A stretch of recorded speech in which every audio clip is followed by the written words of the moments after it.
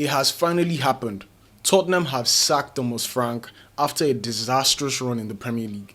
They are sitting 16th, just 5 points above the relegation zone. And the irony of it is that they've done fantastic in the Champions League, finishing 4th out of 36 teams. Who would have thought that this is the kind of season that Tottenham will be having? But the simple truth is, when you look at how their season was last season, finishing 17th, yet also winning the Europa League, you have to say that this was always coming. You cannot be just one place above 17th, where a manager was sacked for finishing there, and think that your job is safe. And I think it was very, very crazy how Thomas Frank was saying things like, oh, I'm sure my job is safe. I'm guaranteed to be at the job tomorrow. Brother, you're not at the job anymore. I think it was bound to happen. And honestly, you could tell that this was going to come from a long time ago. The fans were unhappy, a lot of booing at the stadium. The players seemed to be on a different page with the manager. The style of football was not necessarily what was working for Tottenham. It just felt like it was just a matter of when and not if. And now, Tottenham have a few days or just about 2 weeks to settle and get a new manager or sort things out before their next game against Arsenal, which is going to be a massive game for both teams. As Tottenham, I can't believe I'm saying they need to find a way to go farther up the table and stay away from this relegation zone. And Arsenal need to win to ensure that they keep the gap between them and Man City. So I think this is a very interesting decision, but let's talk about everything in details. So let's first talk about how this has happened. Tottenham yesterday lost again, and this time at home. And the interesting thing is that there were so many boos once again, and there were even chants of people saying sacked in the morning, and that's exactly what has happened. He was sacked this morning. And honestly, I don't think it's a crazy decision. I like Thomas Frank. I think he's a good manager. I think he's a good coach. It was his job at Brentford that got him this, and I think he did a very good job at Brentford. But the irony of it is that Brentford, who went with their set-piece coach, are currently in the top 10, and Tottenham, which is the bigger club, find themselves in 16th. So I think it's absolutely crazy. When you look at the grand scheme of things, Tottenham are supposed to be in the big six. Any team in the big six should not have one in front of their six in 16th. That is just unacceptable for the club. So honestly, I think that it's been really, really poor. And from all the stats, it says that Tottenham have had their worst home record in the Premier League since 2008. In terms of win percentage, I think they won only 2 games this season at home, which is extremely unacceptable for a club like Tottenham Hotspur. I know Tottenham, yes, they've not won a lot of trophies recently, but still, they're the Europa League champions right now, and they're doing well in the Champions League, but you cannot have won very, very few games at home this season. Like, if I was a Tottenham fan, why would I want to go to the Tottenham Hotspur Stadium to watch a game? Like, there's nothing so encouraging to go there. You just know that they're going to go to that game, there's going to be some sort of rubbish football, and you're going to boo. Like, you're only going there for the love of the club and not because you're enjoying watching the games. So I think that game yesterday against, who was it against? Newcastle, who are also not doing very well this season. I think that was the final straw. At that point, what more do you need? How much time do you need to give this man? He was just not getting it right. But then, like I said, in the Champions League, they've actually been doing so well. I mean, I think they won their last 2 games. They beat Frankfurt and Dortmund in their last 2 games in the league phase, and they finished 4th. Guys, 4th. 4th is very impressive because a team like Real Madrid did not even make it to the top 8. Newcastle did not make it to the top 8. PSG did not make it to the top 8. So this is a very, very, very impressive finish for Tottenham. So you have to say that this is actually a good result in terms of how Tottenham have done in the Champions League. But the simple truth is, I'm only speaking for myself, and I'm pretty sure I speak for 99% of fans.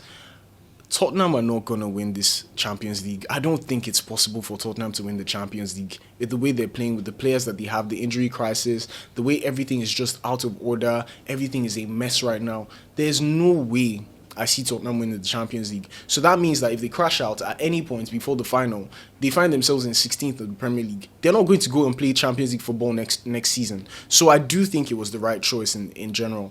But like I said, they're doing so well in the Champions League, but the league has been terrible.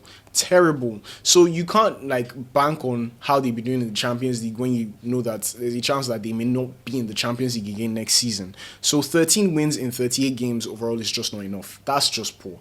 That's less than 50%. And I strongly believe that if you're a top 6 team, Liverpool, aside to you as a Liverpool fan, as a top 6 team, there's no reason There's no reason at all that you should not have won up to 50% of your matches in all competitions. I don't think it's acceptable as a Big Six team in the Premier League. So I do think that this Champions League paradox is the only reason why he even kept the job this long. Because if they were doing poorly in the Champions League, if they finished out of the top 8, I think this would have been an earlier sacking. He literally doesn't even have one single win in the Premier League in 2026. Mind you, I think Wolves have one. Even Crystal Palace, who has struggled to win all season, like from December, they've also gotten one. Liverpool have also gotten one. Man City have also gotten one. So, I mean, only Burnley, I think, have not won a game this year in the Premier League apart from Tottenham. So, really and truly, I think it's justified. But honestly, like I said, the fans were disconnected. The players seemed to be out of sorts with the manager. It just looked like everything was just not working the right way. The vibes of the club were not right. You could see that Romero, their own captain, has called some certain things out. He even missed a few games because of different things. And to be fair to Tottenham and Thomas Frank, they've had some injury issues. So you can't really say that everything's on the coach himself, but clearly the fans are disconnected from the type of football that they're playing. I think Tottenham are not necessarily a very defensive side, and I think that's one of the good things that Thomas Frank has in his bag. I think he's quite a good coach when it comes to defensive football, but I don't think they have the facilities for it, and they have so many players who are out injured. But I think Tottenham are a side that needs to be attacking, and that's what they had under Ange Postecoglou. But the issue with having Ange Postecoglou was that their defense was really poor, so they're yet to have a proper balance in terms of their football. Yes, they want to play more attacking, but at the same time, they need to be able to lock up at the back. That's what makes them a big team, in quotes. So really and truly, you say that it's not been good. Even the best of their players, like Xavi Simons, Mohammed, Kudus, and Matisse Tel, together have only 6 league goals in the Premier League. That is just poor. That is just not good enough for a team like that. 6 goals between them. I promise you, there's some players. In fact, I don't even need to tell you that Erling Haaland has like 21 league goals.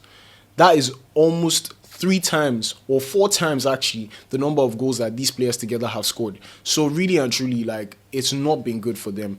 Even players like Ekitike, players like Igor Thiago, they already have more goals than these 3 combined. Yes, I know that Solanke has scored a number of goals, but ultimately, like, the players are underperforming in general. It looks like the likes of Romero making so many silly mistakes and making some decisions that don't make any sense. Yes, that's not directly on the manager, but the players in general have performed way below their standards. These players are good enough to be playing and winning games back to back in many weeks, going on and on. So I do not see a reason why they should be performing this poorly and being 16th, just about 5 points above the relegation zone after 25 or 26 games.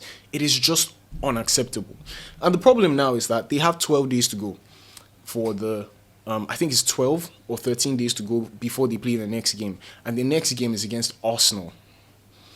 That is a game that they're probably not looking forward to right now, because really and truly, Arsenal have had the upper hand against Tottenham in the North London derbies in the last few meetings. So it's a very interesting one, but I do think it gives them enough time to get that new manager bounce. I'll talk about who I think could be getting the job soon.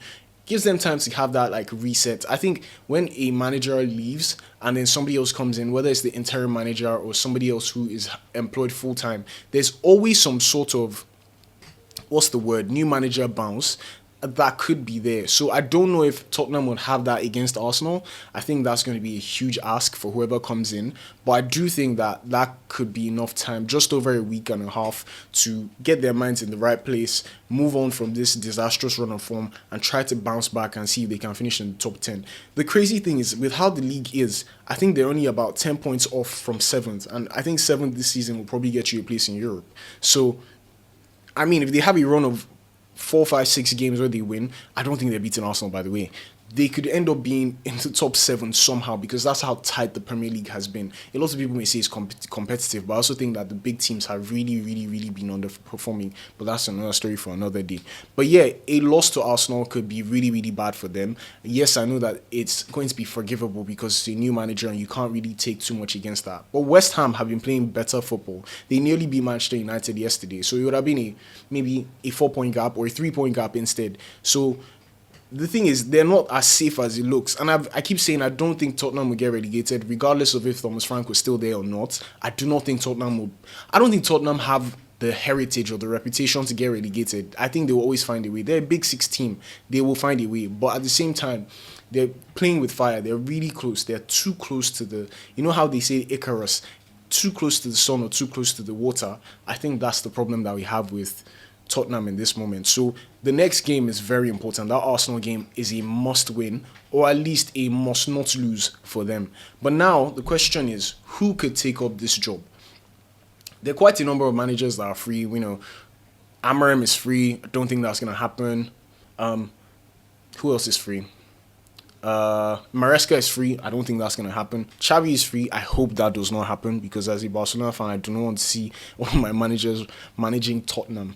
I don't think Tottenham are, respectfully, I don't think that they are one of the best teams in England. They are really good, don't get it twisted, when they are fantastic, but I don't think that that's the job I want a manager like Xavi to take. I don't think the reputation of the club is big enough.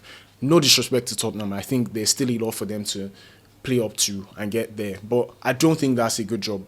But the question is, could it be De Zerbi? De Zerbi just left Marseille literally like hours ago, so that could be a really good opportunity. And I think De Zerbi does have maybe the style of football that will fit Tottenham. I think they have similarities in how they think in terms of the club's mindset and the coach's mindset as well, so that could work. And Pochettino could get the job as well. Yes, I know he's currently the manager of the US national team, but, I mean, never say never. Tottenham is his club. I mean, that's just the thing about it. I think maybe they'll take him on the interim, but I don't think that's the right choice. I do think De Zerbi is probably the best option.